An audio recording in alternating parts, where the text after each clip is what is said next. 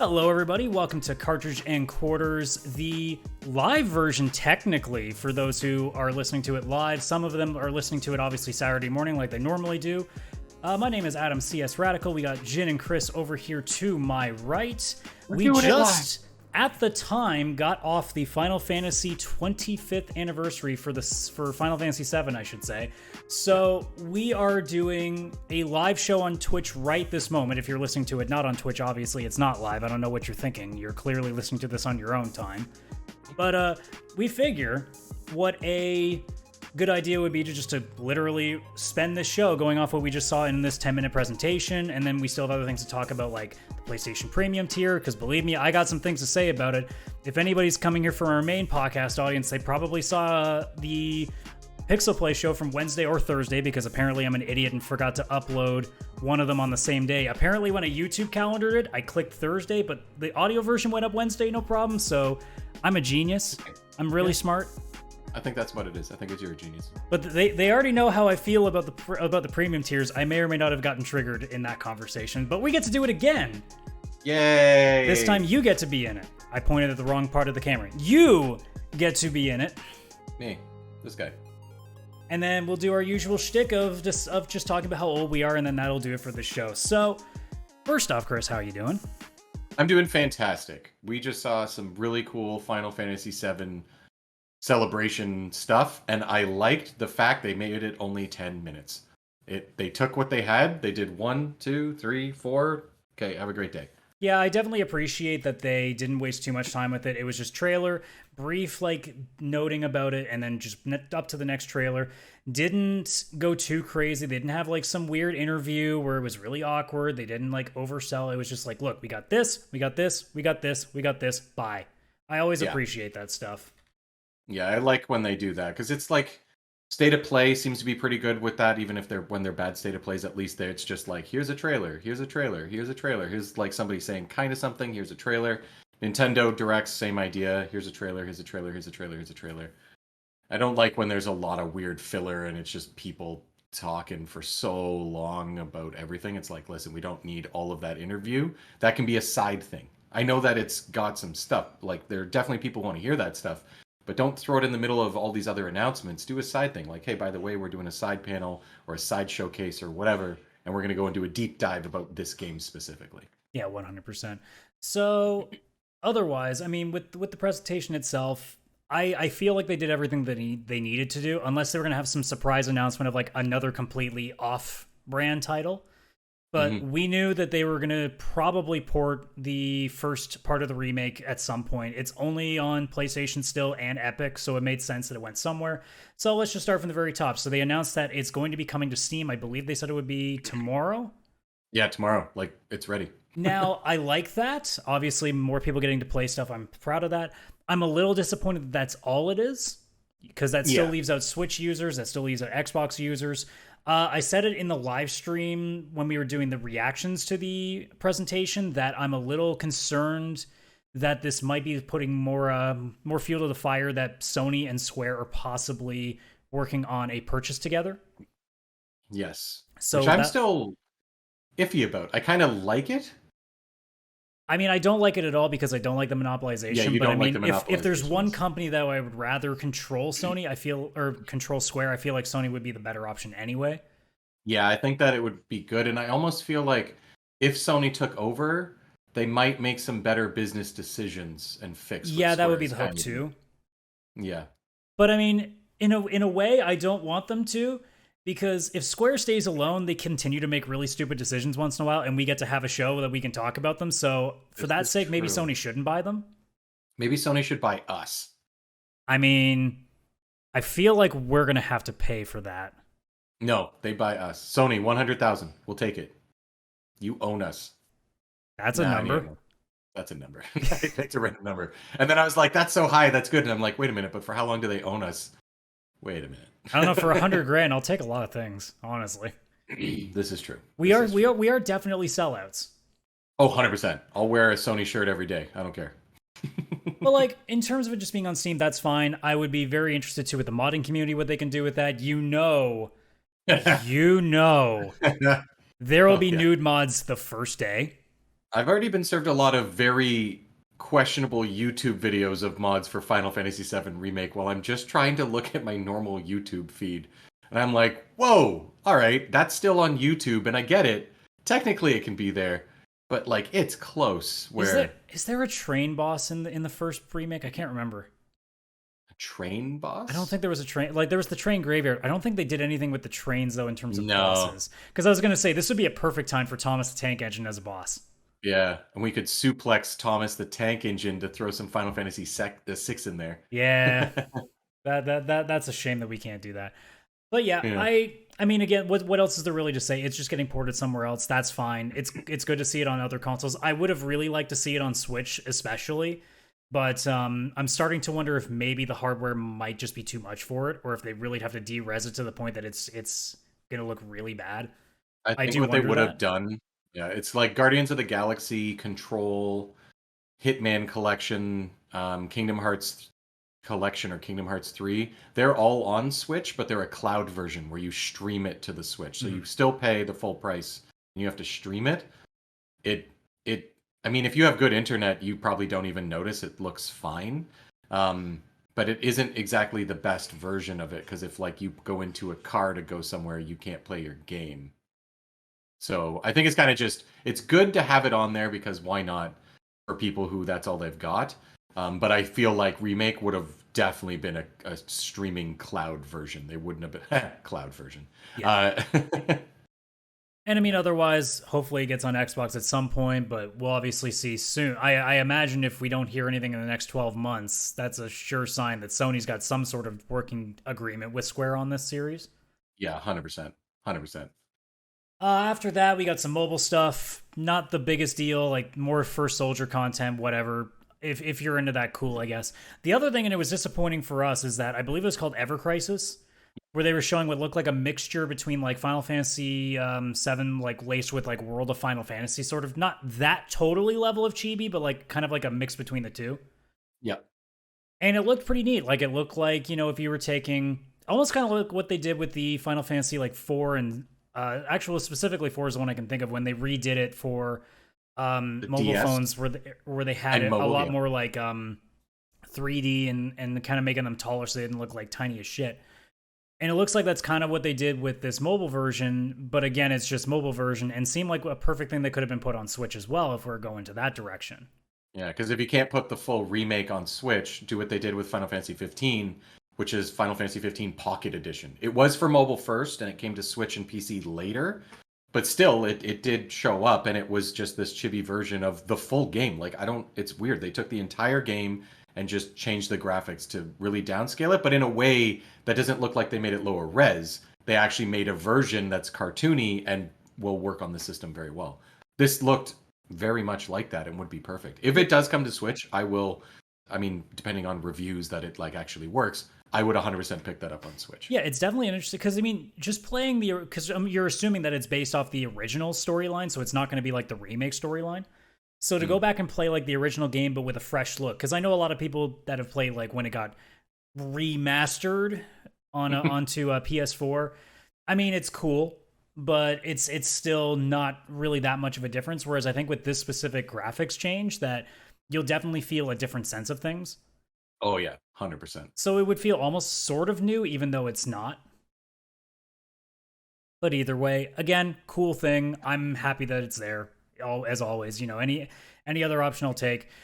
We got a bunch of I want to say just cosplay items, but there's also like things like that Buster Sword clock, which looked really neat. That looks cool. That I kind of want that. I don't know Yeah, how much it is, but having if that like if I already oh didn't have my like World of Final Fantasy clock there that I already don't use, I'm like, man, I don't need more things that I don't actually do anything with. It seems like a bit of a bad idea at that point. yeah, this would be a kind of a cool thing that I would set up right here at my gaming podcast work setup because then I could just see the time. But I mean, I'm wearing a watch at all times. The computers that I'm always using for work or for, podcasting and gaming, the time is right there in the bottom right. I don't need that clock, but I don't know. I feel like it would fit with a gaming setup pretty nicely to just have it there, gaming, but also here's the time. Oh, 100%. And again, like even things like the The like the wristband or the bracelets that they had and stuff like that. Like even that, like it's little things like that. And I like to see them do stuff more like I love companies that do stuff where they make like sort of realistic representations of some of the things, like especially when it comes to like jewelry, like you see like the necklaces and stuff like that. I always like that, even though it's not my thing. Like I'm not a jewelry person, but I know that like for a lot of people, that's easy cosplay completion that you actually will want to wear more often than just for that one costume too. 100%. Yeah. And Square's always been really good with this, I feel. Well, maybe not always, but they have since the late 90s. Like I remember necklaces from Final Fantasy VIII when that was still like a fairly new game, and stuff like that, right? So they're usually pretty good with having some real quality like jewelry and stuff based on the games. Yeah, 100%.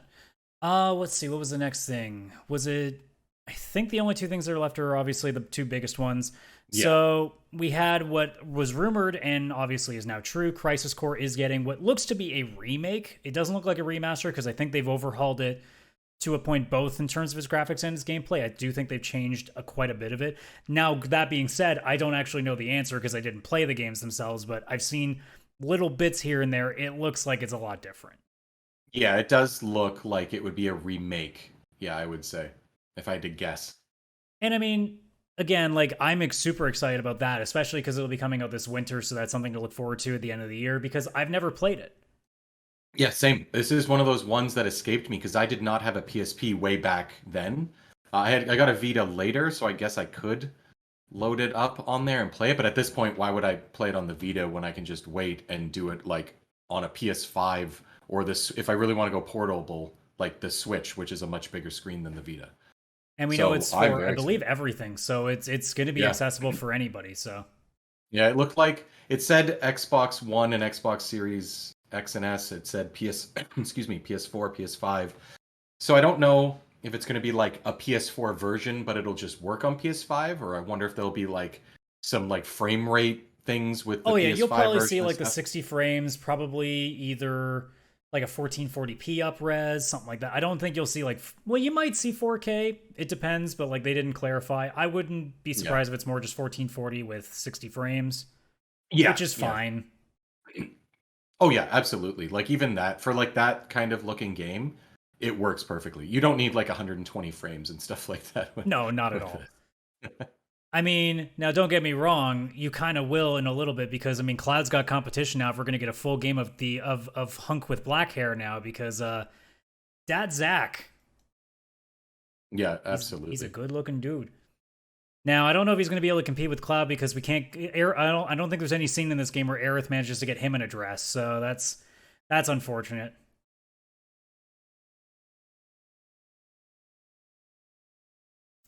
Otherwise, Chris, you okay there? Or are you having some issues there?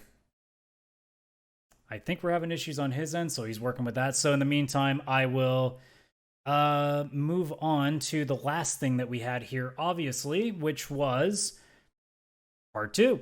Not a surprise. Rebirth is the official name of it. The tentative date at this point is winter 2023, it seems. They said next winter, whereas we saw this winter for Crisis Core. That makes perfect sense. You're not going to see even it would not make sense for them to have both the second part of 7 and 16 in the same year because we don't know necessarily where 16 is going to fall yet. I don't think that's got an official date yet. So I imagine that we are going to have a point where it's going to be something that we kind of play with live. We'll be working on it as we go. And I mean, for what I see in the trailer, like it doesn't show a lot, right? Like it's not going out there and going, here's like all of this content here, like all these places. Like we didn't see Costa del Sol, we didn't see Sid's airship or anything. We didn't see like any of the stuff that we're accustomed to. No Rufus. We don't have to worry about things like the Omega weapon. There's a lot of things that we haven't gotten to see yet. We're kind of kept in the dark. And honestly, I like that with this trailer because a big part of it is going to be the honest fact that we really have no idea what's going to happen now because this is minor spoilers because I'm not going to say specifically what said spoilers are, but like this is not the same Final Fantasy VII. The entire first part No. has nothing to do like with the original story. There are so many differences. Like people are not dying now. Some people are. We're now seeing Yuffie crossed over with part of the original game now. Like we're seeing all these things that are now crossing over that didn't before. And it seems like a big theme of this reimagining is that it's like you've completely destroyed like your destinies. So it seems like they're going to be spending the next like other 2 games that they have now of this completely rewriting the entire story and trying to fight back from what assumes to be like Destiny or like the Keepers of Time, kind of like what's his name, Owen Wilson in the Loki thing, coming back and be like, no, Yeah. it's supposed to go back to this. And also, welcome back, Chris. Oh, thank you. Yeah, sorry, I lost sound there for a bit. But yeah, it looks like they're going to play a role of now the second game is going to be anything, and that's what I think I like the most about it, is the fact that like I know marginally like what's supposed, because I haven't played the original game in like over a decade, so I don't remember bit by bit what happens next. And I think I like that even more now, because now I have no idea what we're going to walk into, whether it's, you know, if this certain boss battle is going to happen, if this certain character is going to show up when they do. Like Yuffie might show up at a different time, Vincent might show up at a different time now, something else might happen. Yeah. We have new characters that we'll get introduced to, because we didn't have characters like Kyrie, and I'm trying to think who else off the top of my head, but like though that's the first one that's coming to mind. But they're definitely throwing a lot of newer characters in there, so there's a lot of room for completely different gameplay, different storylines, different characters, different relationships even. And yeah. I think that's the biggest part of it, why I'm so excited for this now. Not just because the first game was so good, but because now it was so good, and even though it's a game that's remaking a classic, I actually have no idea what's going to come next. Yeah, absolutely. It's almost like, it's weird to think of it this way, but it's almost like while playing it, and something that happens that is from the original game, but obviously it plays out a little bit different, or maybe even it's just hinted in the background, it'll almost feel like nostalgic Easter eggs. Like it'll be a brand new story, but when it connects to the original game or plays out similarly, or like something happens but it plays out a little bit different, it's going to feel like you're like a nostalgic moment, or like it's an Easter egg. Like, hey, remember the first game? Like, remember this? Like, it's almost like it'll be like a little piece of fan service as you go along with the main normal new story again, which will be, I feel like I'm going to like fanboy so hard so many times while playing it. And I can't wait. I want to play it. Oh, absolutely. Like, I went into the original game without like, I'm not the biggest 7 like fan from the old days. If I had to do a top 5 of my favorite Final Fantasy games, 7 doesn't even make the list. Yeah, that's same. Like I didn't like it nearly as much as I think a lot of people did. And it's not even like, I know a lot of the argument that people would make is like, well, for a lot of people, it was the fact that it was their first one. That's not even the case with me though, because that would make 4 my favorite. 4 is not even, I don't even know if 4 is in my top 5. So like, it's one of those things where I get why a lot of people like it. And I do think it's also the, like, I don't think there is a cooler Final Fantasy game in the entire series. I think a lot of that game was built to be like the edgy cool one compared to all the others, especially when you compare it to similar ones like 9 and 7 are like polar opposites. Oh yeah, absolutely. But it's funny what you say about 4, because 4 is the first one I played mainly, and it's my favorite. Yeah, I mean, it's not to say that I don't love it. Obviously, I'm part of a community that plays a randomizer of it, so... Yeah, I like how you picked the one that's not in your top 5 to freaking randomize. Well, I mean, to be fair, have you seen how Final Fantasy XIII's randomizer is? No, that is not something I've searched for. 4, yes. There you go. 4 is a little easier to do a randomizer with, because it's just like, hey, key items, bosses, characters, done. Yeah.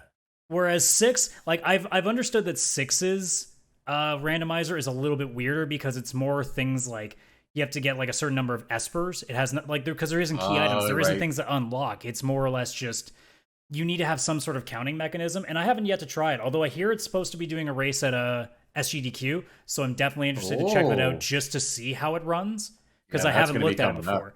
So I 100% would check that. Yeah. But otherwise, like, I think when I started the game for Final Fantasy VII Remake, I was interested, but more like, all right, I'm going to get to re-experience the story. It looks like they're doing a little bit different things with it, but I'm more just interested to see if maybe because I'm older, maybe I'm not as not understanding things, because a lot of things that I've redone, like that I grew up with in like early like 10s, like early teens, now I've watched since and went, wow, I appreciate this so much more because I get the jokes. Like Galaxy Quest, for example, I love so much Oh more now. yeah. Oh yeah. So I went in that way. And then by the end of Remake, I went, holy shit, this might be my favorite Final Fantasy game. Hmm. And as it currently stands, it is now dethroned 10. I actually do think the first remake part of the remake is my favorite Final Fantasy Wow. because That is to it dethrone did 10. everything right. It did. It really did do everything right.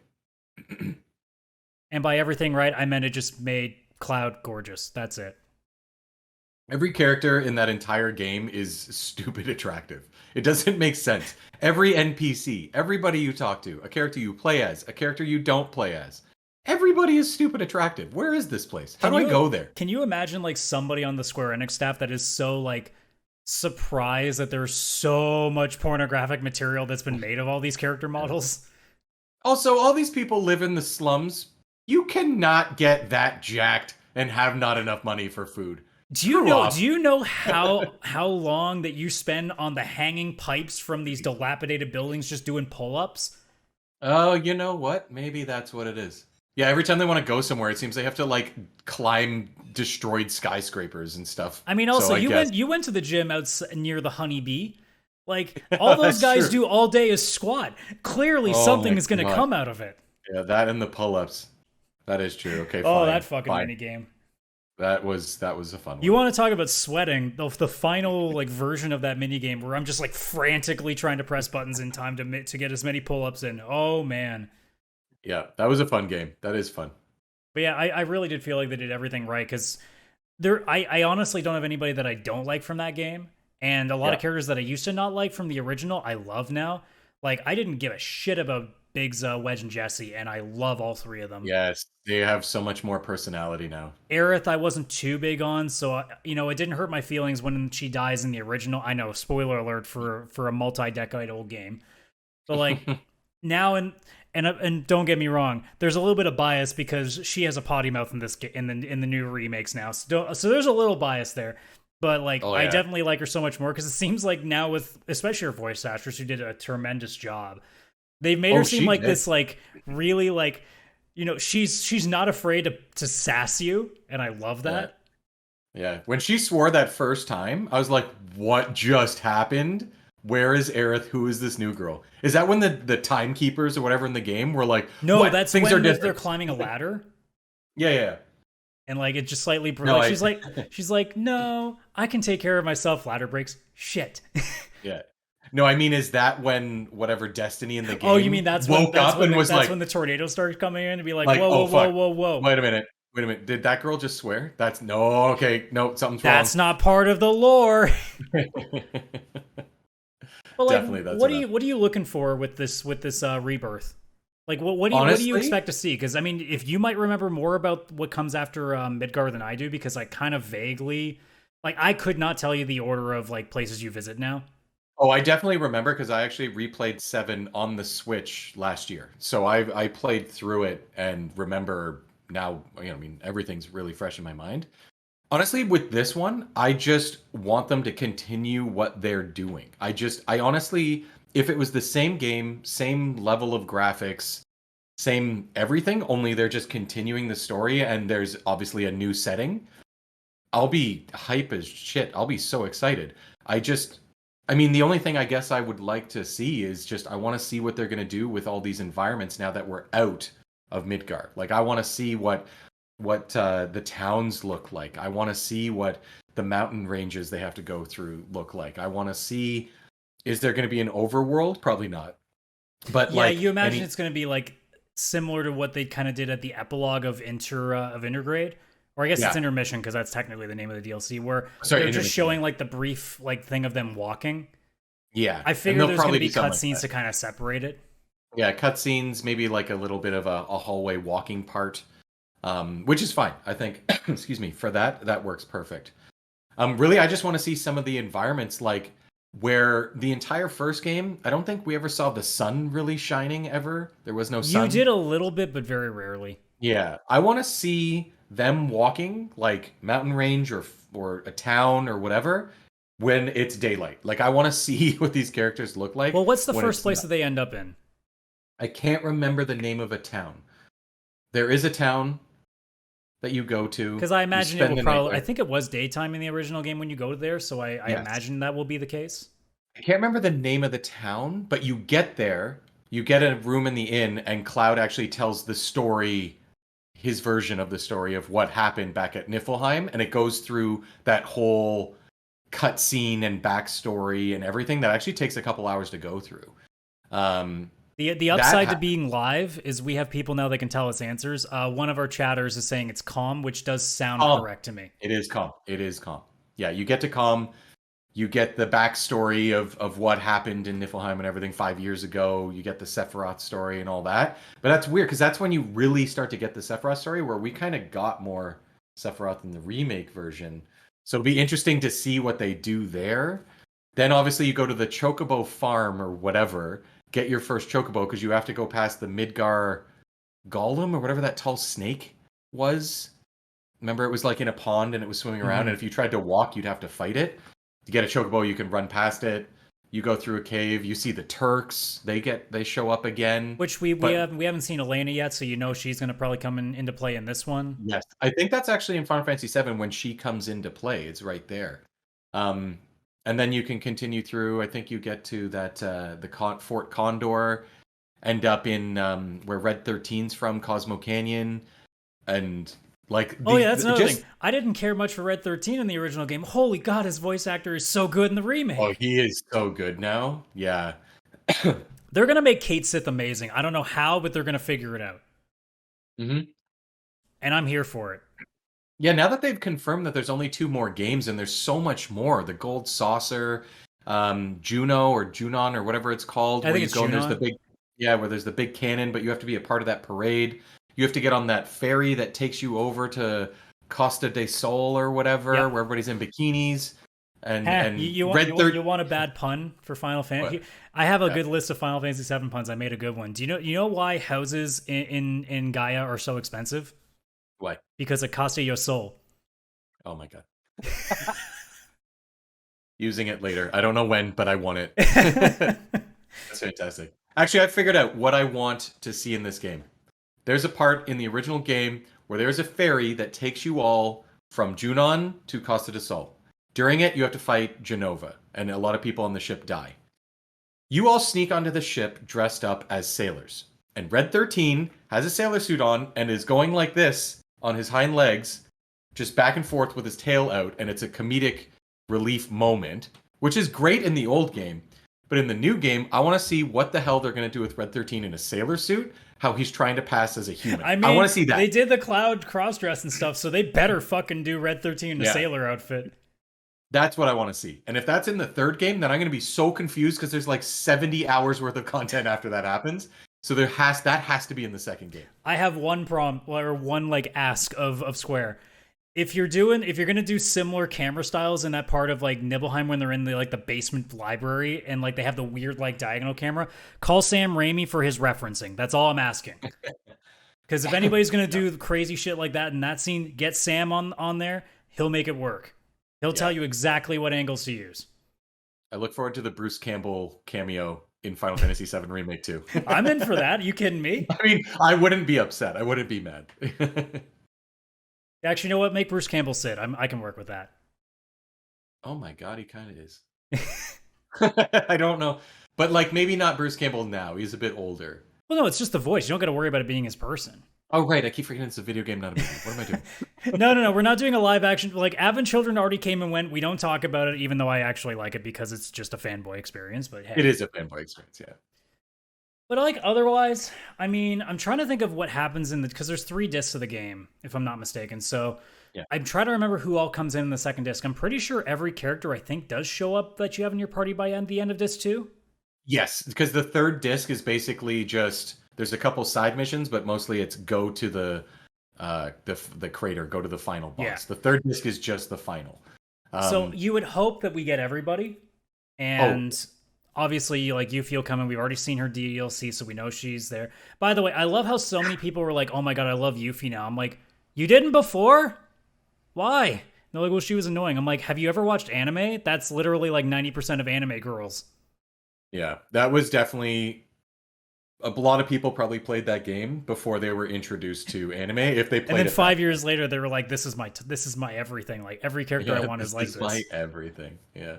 But yeah, I imagine you'll see Vincent. I imagine we'll get Sid, so we'll have the full group together. Yeah, I maybe. hope they make some real important changes because I do not want to have a original Sid because Sid is kind of a prick. Like he's kind of a spousal abuser, which is not great. Yeah, that's true. So I hope they adjust that a little bit. I hope he's still a dick. Oh yeah, like I hope he still her. curses like a fucking sailor. Yeah. But like I hope that at the very least, like it's not just, I hope that it's like the more just like J. Jonah Jameson, just he yells at everybody kind of thing. Yeah, that's what I hope it's like. Like he's a I dick want to him to do Parker, but Shira. That's all I want. Actually, you know what? Never mind. Bruce Campbell can leave. J.K. Simmons for Sid. Yeah, actually, that would also work. That's a scary part. I do have a theory of when the second game will end. In the original game, there was that big North Crater part up in the snowy area, which is actually, I think, the end. No, that's not the end of the second disc. I'm trying to remember what that was, the North Crater part. Come on, or maybe brain. that's just the first place you go in the second disc. I have a feeling that will be the end of the second game. You'll get to the North Crater, and that's when it will end. Because there's like a big thing that happens, and then the rest of the game will be that third part, which is when the weapons show up on the world. I guess the final and most important question is: do you think we see a death in this? Specifically, a party member. I don't want there to be. Or I want it to be Kate Sith. Because here's my theory. So the entire, like, again, minor spoilers for the entire remake, but the entire first remake revolves around changing destinies. So the first remake really doesn't have anything really that in common with the original story from the first disc anymore. So it's definitely creating a alternate timeline, basically. I have a really interesting theory of one of two things that are going to happen. Either Aerith is still going to die, but it's not going to be remotely in the same spot. Mm-hmm. Or somebody's getting switched out. And like I said on the stream when we were doing the reactions, I think they might try. Like, I think this is the least likely option, but I think they could pull a fast one and be like, hey, Tifa's going this time. That would be heartbreaking, but also that was the point of that scene in the original game. It was meant to be heartbreaking. You lose a main character that you're attached to, and it's like a sacrificial kind of like hero moment. And it was meant to be heartbreaking. And I think it's going to, like, I don't even, no matter who it is in this, if they kill someone, it's going to be, I think they honestly they worse. have to, because the whole plot, I imagine, is going to be, well, you're fighting fate. So it's almost like a Final Destination thing. Like, there's going to be a consequence to you cheating death. Yeah. So I feel like there's going to be like some sort of thing to it. Now, keep in mind, actually, no, I won't say this part because that is a pretty major spoiler potentially, so I'll leave that part alone. But there is somebody also that we see presumably alive in the game as well that also may change things up again. So that there's also that intrigue to it as well. So it'll be interesting to see what 2 does. But I think, again, like I said at the top, that's why I'm so interested in this, is because I have no goddamn idea what they're going to do. Mm-hmm. That does make this very exciting. So I guess we're done with the whole being excited. So it's time to move on to something that's not. So a couple days ago, PlayStation Plus launched. Extra and Premium are now online. I made my case for why Extra is actually a decent deal considering what we didn't have before. I do think that Extra has a lot of options, but again, this is a retro show. I don't care nearly as much about that. But in the very little time that I spent on Premium, I said it's an absolute pile of ass. Because... Yeah. And here's the thing. I know some people have been saying, like, oh, but have you seen the PS3 library? It's massive. I'm going to go out there and say PS3 is not retro yet. It's not 20 years. A console initially came out in 2006, I believe. Yeah. And the PS4 didn't come out until 2013. So a chunk of that section will not be retro for 10 more years. So anybody who's saying, like, look how big that premium library is because of the PS3 library, sorry, that doesn't count.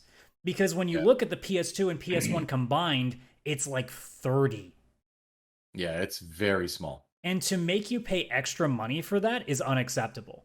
because most of what is in the PS3 version was stuff that you already got with PlayStation Now base tier and could have easily been in the library that Extra offers. The idea of saying you were going to have a retro library is to have stuff that's actually retro. And considering that this library, now there are some remasterings of PS2 and PS1 games, that's fine. But in terms of like old games that are just being ported, there's not a lot there. And not even all of the games that were on the PlayStation Classic are even in this. So like you're missing Metal Gear.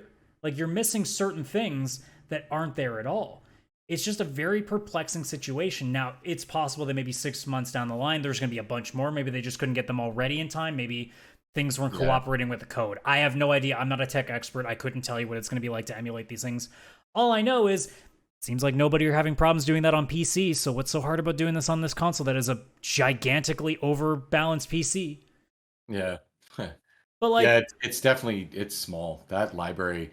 Because even, like the PS3 thing, because if you go on the app, on like the PlayStation app, it says, here's the different tiers, here's classics, and you click on classics, and it's only got PSP, PS1, PS2. And you scroll, and it takes you like you basically scroll for half a second, and then there's the rest of the list. It's nothing. Yeah, it's nothing. So it's not great. I agree with you that the extra tier, especially as somebody who didn't have a PS4 and I'm coming in a bit later, I installed like 6 games right away onto my system, and I was like, perfect, this is great. But I didn't do a single game from the premium. I'm really disappointed because I'm going to have this thing until April, and already at launch I have no use for it. And that's really irritating. Yeah. Now, thankfully, I'm not paying the same amount if I'd gotten it the proper way, because we did the whole cheatsy doodle of getting PS Now early. So I will know by April next year how I feel about premium, but I get the sense that I'm going to be leaving premium because I don't trust that they're going to do anything with this, because if this is how they're starting, I remember PS2 on PS4 and it wasn't great either. It was good at the start and then they stopped. They basically were like, oh, here's like 3 games and then done. Yeah. It just got quiet. I didn't get that. Yeah. I don't know. Hopefully they improve it. I want like Xenogears. I want Radiata Stories. I want some classic JRPGs that I can't freaking get my hands on, and if I want to play like legally and properly.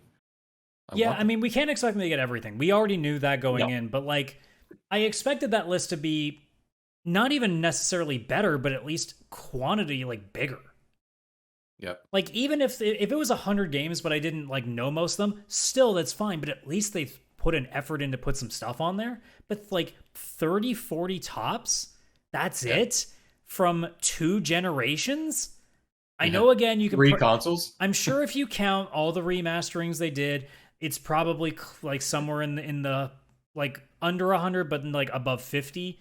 Okay, fine, but like you got to do better than that if you're going to charge people extra money per month for it. Like you got to do better than that.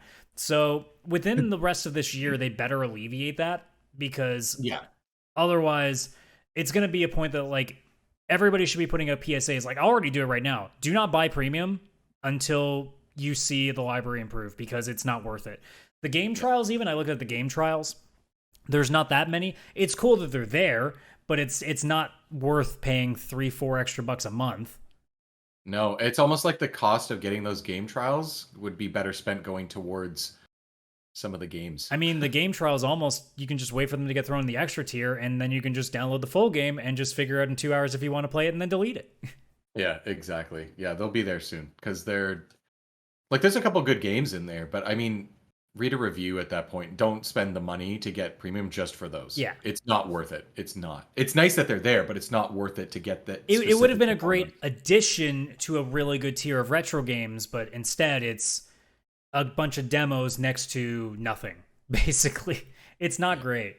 And I hope they make it better, and I trust that based on the reactions that came out about it, that they hopefully will do at least some level of effort. Yeah. But we'll see. I mean, at this point, I'm happy with Extra, and even hearing things like Stray being day 1 there, at least it gives much promise for that tier. But the premium, I haven't heard anything since, so that's where the worry is. Yeah, I'm excited to see. I mean, I hope they make some changes. I'm still excited to keep an eye on it. So far, I'm not even using it once. Extra tier, I'm definitely using, and I'm keeping a much more hopeful eye on that.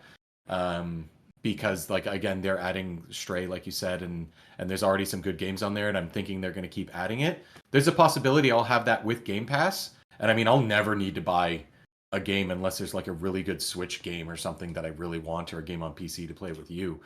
Um, but like I may not need to buy games anymore. I'll just have a couple subscription and a Well, I mean, like right subscription now for as it them. stands, like Extra and Game Pass are a great 1-2 punch because Yes. Game Pass is going to have like like a different variety of stuff depending on how often Extra releases stuff there. It's going to be a nice like mix. So like right now, I have a few things from the Extra tier that I'll get around to at some point. And Game Pass just came out with say like the new Shredder's Revenge, so which I know Yeah. you've been playing and I think you like a lot. I'm on level 11 of 16 already. So you may have a bit of interest in this game. I've heard that it might actually be like the best like beat 'em up period. I'm not kidding. It might be. It's if you took all the old Ninja Turtles games, like the retro ones, took every move set. There's 21 different moves you can technically do. You don't need to. I didn't.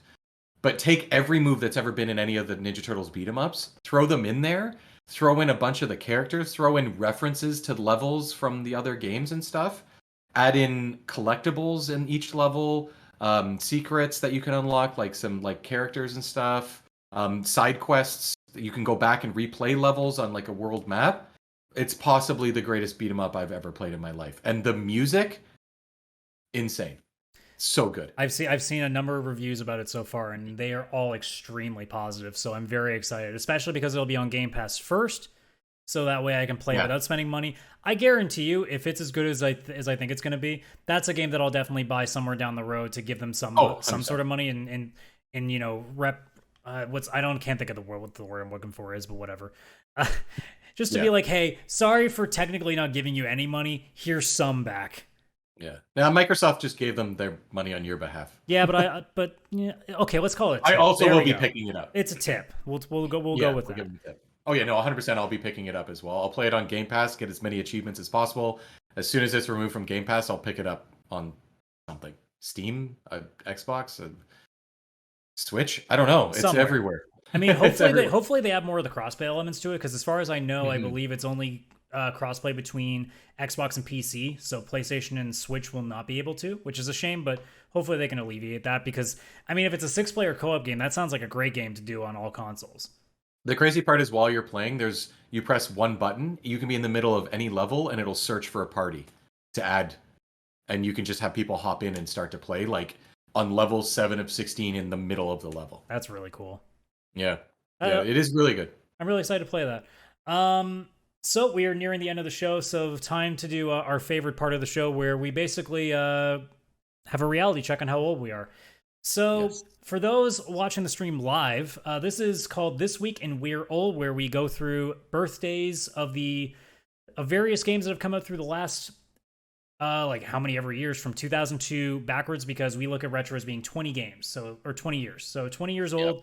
Anything back from that. Now, this isn't always initial release dates. This is generally North American, European, and Japanese release dates we do, because otherwise, if your favorite game isn't going to be for another 9 months, well, it's not really all that fun. So, you know, if any chance that we can get a couple more mentions of it in here, we can do that.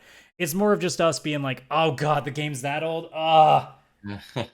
Yeah, I love this. It makes me feel great. And another note, if you are listening to this on the audio version, you don't know any difference. But if you're here live in the Twitch chat, we go all the way to Saturday because we release this show Saturday morning, 10 a.m. to be specific, Eastern time.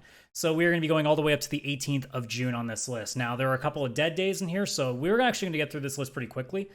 But starting off on the 13th of June, that would have been on Monday here, we have 2 games. One of them is also not in the premium tier and should be because it's literally owned by Sony, because in 2000, originally released in Japan, December 2nd, 1999, but in North America for PlayStation 1, The Legend of Dragoon.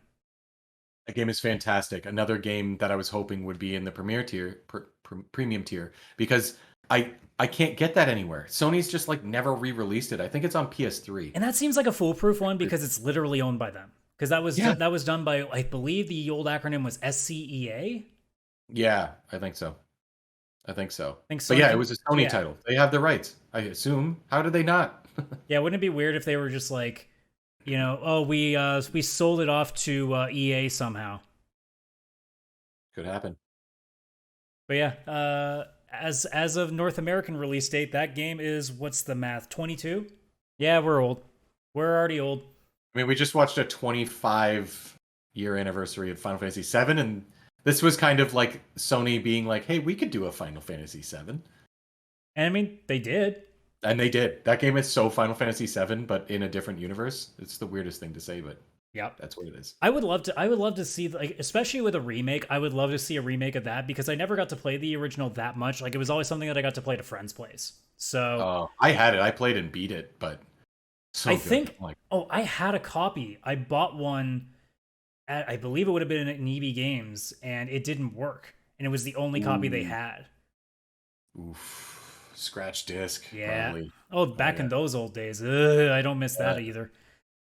And then the other one on the list for today, or not today, for the 13th, this was originally released July 7th, 1985 in arcades in Japan, but the NES version in 1986 of Ghosts and Goblins was released in Japan. Stupid. Notoriously stupid hard game. Stupid game. Makes me so mad. And they redid that game recently, and it is just as irritating. Really? Oh, I thought they would have like made it a little bit easier. It's not 1985 anymore. Come on. Nope. You know, everybody talks about Elden Ring and Dark Souls. It's like, no, just go back and play any NES game. Go back and play like a Mickey game from NES era and try to beat that. Yeah. Oh, the game only has 4 levels. Good luck getting to level 3. Yeah, I was going to say, good luck getting past the first one. Like, you look at, like, say, Lion King on the Super Nintendo, for example. Why was that one so hard? It's supposed to be for kids. Well, it looks like you were going to have to wait to be king because you're not going to get that far in the game. That game was made by Scar and it shows. Yeah, you weren't prepared. All right, I'm done with puns. Moving on to the... probably not. I'll probably make at least like you're not 17 more before the show's done. But moving on to the 14th, that's the day we're looking for. We have 5 games on this list. This was the big one this specific day. And some pretty good ones, too. Originally released in North America, November 13, 2001, but on this day in 2002 in Europe, the GameCube game 007, Agent Under Fire. Oh, that was so good. I miss the old school Bond games from like PS2 era. Me too. Agent Under Fire, Nightfall, Everything or Nothing. I think we've talked about them on the show already before, but I cannot say enough. I want to see these games back.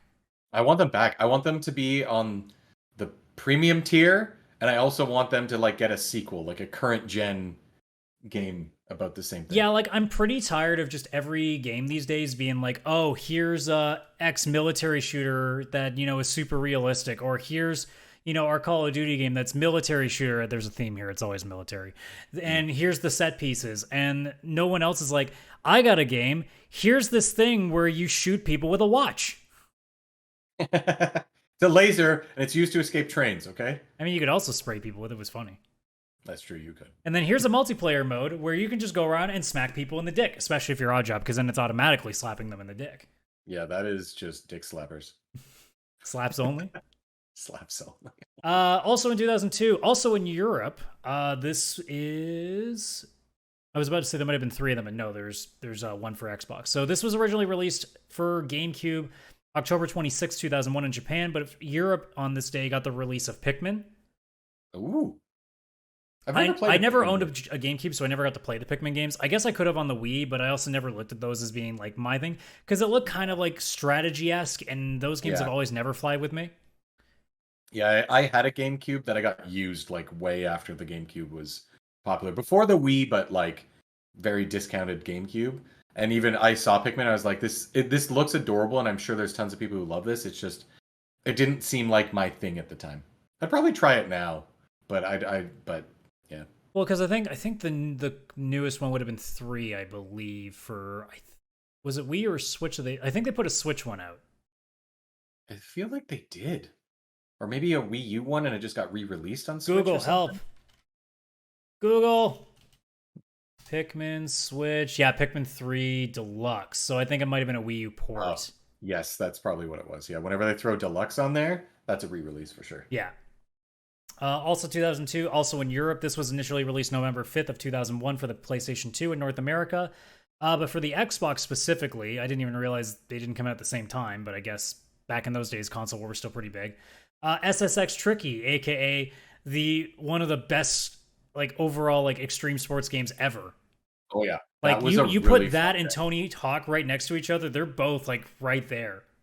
Oh yeah, they were fun. I loved those. I loved those. Because it was a good combination of like tricks and racing. And I think that's why Yeah. I liked it a lot because there was like obviously like there were the side parts of like if you did the season mode where you were just trying to get points, but then also you'd have the races where it's the exact same course and if you want to do tricks you can do it, but at your own peril Yeah. because you might screw up. It was pure showing off at that point because you could just race to the bottom, but Man, like doing some of that those would be a tricks and great still getting multiplayer first. game. I'm assuming that is already existing with Riders Republic, but I haven't tried Mm. it. I wonder if that's what that Shredders game is also like too. That's kind of out.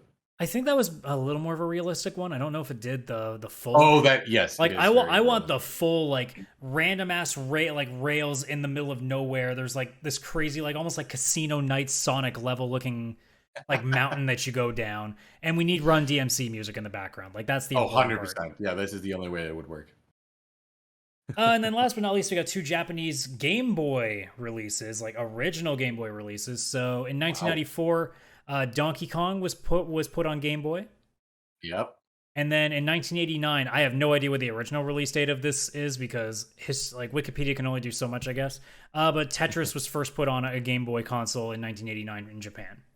Wow. Yeah, that I've watched a documentary about Tetris, and I remember them trying to make these deals to get that on systems and stuff, and it ending up like because I think it was on PCs and stuff before in like different versions, but getting the official version like from the creator of Tetris and on Game Boy, it was like a huge thing, and it was like a game changer. I mean, that came with every Tetris. There was businessmen walking around just because they'd play Tetris on their off time. It was almost like doing a crossword puzzle to people. Yeah, I mean, it's still to this day. Like, obviously, when we had a Tetris 99, I believe it is, for the Switch, That like, game is it's a game oh my that god. it's not going away. If Yeah. you want to talk about a game that's going to survive, like, every, like, nuclear, like, fallout possible, like, that's the one. Because it Oh, just, 100%. no matter how long it's been, like, that game is so old and it's never going away. If you or everybody listening wants to play an amazing Tetris game, it's on Game Pass. You It's talking on effect? yes, Tetris Effect. Yeah. It's also I think it's also in the extra tier for PlayStation, the PS Plus. That game is the most beautiful version of Tetris I've ever seen because it's like you're playing Tetris, but all these like it's like you're at like Coachella or something. Like I don't know, there's like all these lights. You're at like a I've very been told nice in calming VR it's rave. amazing. Oh, I didn't know it was in VR. That would blow my mind. Like I actually like I had warm fuzzy feelings going to bed that night playing it off of Game Pass on Xbox like a year ago. I highly suggest anybody who likes Tetris. Tetris 99 is if you want to sweat and stress your face off Tetris, and then this other version is if you want to go to play Tetris at a spa. I don't know how else to describe it, but try it and it will blow your mind with how good it is. We continue on with the Game Boys. We move all the way to the 16th. There was nothing on the 15th that I thought was really of note. This is another European release and also for the Game Boy.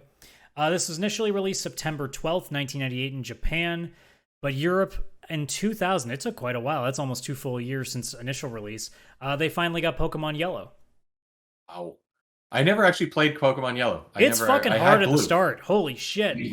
Oh yeah, with Pikachu, right? Because I would always choose Bulbasaur because he could like wipe through those first two gyms like nothing. I remember thinking that game was going to be so easy because, oh, Pikachu's so cute as a kid. And then I'm like, oh god, this game is so hard. Yeah. All right, let's fight a rock. Nope. All right, let's go to the water gym. Nope. All right, Pikachu, you're out. Somebody else. Let's get At that Squirtle. point, you're just like, all right, Pidgey, I guess this is the one time I'm going to use you. Yeah, Rattata, you better get You going better whip because that tail. oh, I miss the original Game Boy. That was such a perfect little system. Moving on to the 17th, we have one game there. This is from 1994, originally released in North America in May of 1993. This is one of those rare cases where it went to North America first and then to Japan, but this makes sense given the game. For the Sega Genesis, Japan got Bubsy and Claws, Encounter of the Furred Kind. What? Fuck, Bubsy.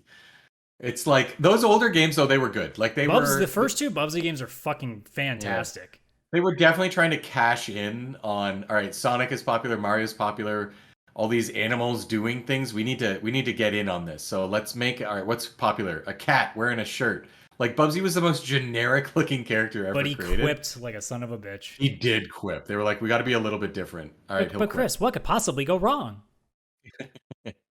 Bubsy 3 or 3D or whatever the hell that was. Yeah, that definitely is one that went wrong. That can go wrong. And then last but not least, on the day this podcast is being released to all platforms, on this day, this will be Saturday, June 18th of 2022. As we get to the last bit of the list, there is some very old games on this list, but we're going to start in 2002. There were 2 releases in North America. Both of them were initial release dates, so we got 2 originals here. First one will go to the PC. Neverwinter Nights was released. I never played that, but I know a lot of people who love that game. Yeah, I never played it, but I know so much about it. I feel like I played it. And then for the Game Boy Advance, this is a hard left turn from Neverwinter Nights. The Pinball of the Dead. Pinball of the Dead? I don't even... House of the Dead, but pinball. Oh, right. I was like, I've never even heard of this game. Yes, I have. I do remember the weird pinball spinoff. Now, it's no typing of the dead, but it is pinball. Yeah, everything was getting a pinball side game. Yeah, well after Sonic Spinball. Like, they all realized, like in the 2000s, like, wait, we should do pinball.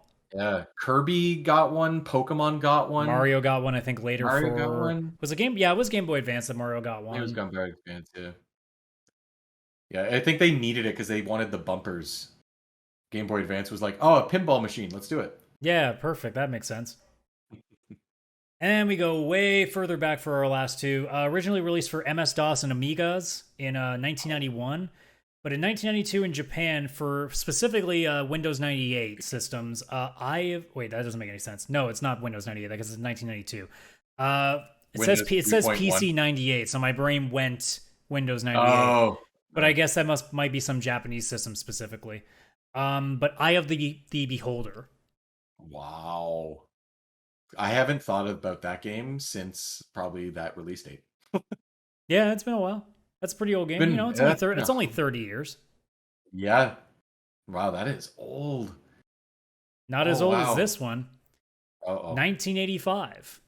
Uh-oh. For the NES in Japan, Wrecking Crew, which is a staple for a lot of NES packages that you would see.